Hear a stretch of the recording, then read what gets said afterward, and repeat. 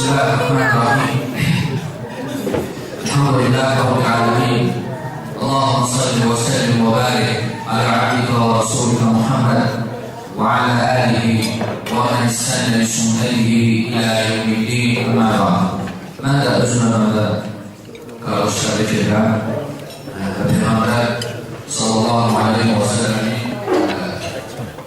duanı kardeşimizin dediği Barakallahu lek ve baraka aleyk ve cema'a minakuma fi khayr. Allah izdivacınızı hayırlı etsin. Sonra aslında Yunus'ya kardeşlerle Kemal kardeşimle aşırından sonra Şəmənin kimi ağzı qolunun danışmasına ehtiyac yoxdur. Lakin xatırlatma baxımdan mən də qısa da olsa xatırladım.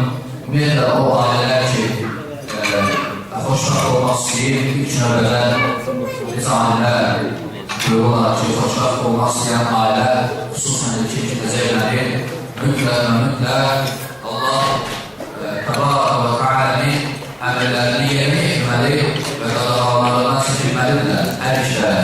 Əgər belə olarlarsa, Allah o ailəyə bu dünyada və ahirətdə səadət edəcəkdir.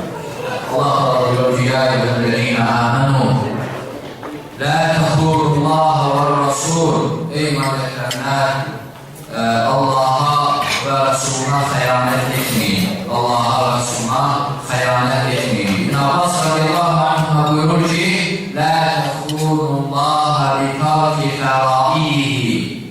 Allah'ın fərzlərini zay etməklə ona xəyanət etmeyin. Yəni, onu göstərir ki, o bəndə ki, Allah Allah'ın əmrlərini yerinə yetirir, o bəndə Allah Allah'a xəyanət edir.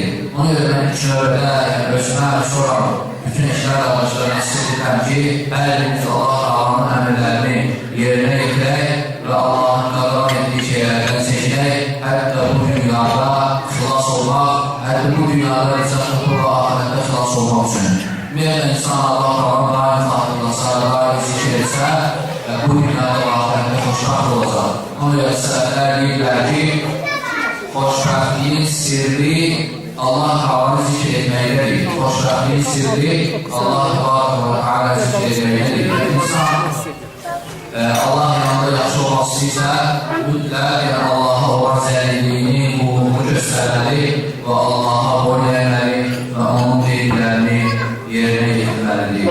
Bu qısa qardaşlar nəsədir və şahidləri istəyirəm Allah Təbaraka və Teala istəyirəm ki, işlərdən faydalı etsin. Və sallallahu alə nəbiyyina Muhammed və alə alihi və sahbihi ecmaîn. İxlasla.com saytı tərəfindən təqdim olundu.